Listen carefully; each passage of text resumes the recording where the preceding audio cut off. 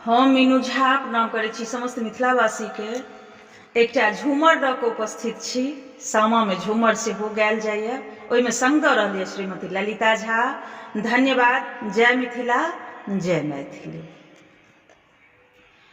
भोर भेलै हे पिया भिनसरवा भेलै हे, भोर भेलै हे पिया भिनसरवा भेलै हे।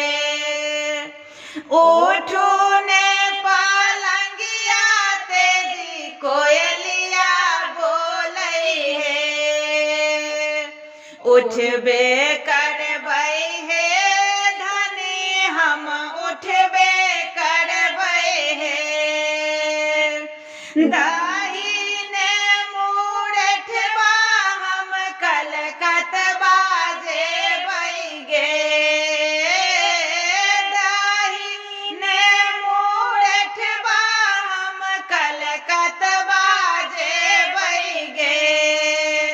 कलकतबा जयबा हे पिया कलकतबा जयबा हे। हम बाबा के बजाय का नैहर बाजेबा हे, नैहर बाजबही गे धनी नैहर बाजबही गे।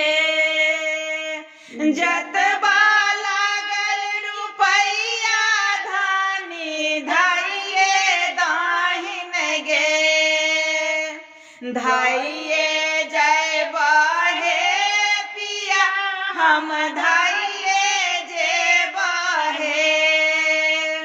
जेहने एलियै बाबा घर सँ बनाइये दहा हे, बनाइये देबो गे धनी बनाइये देबो गे।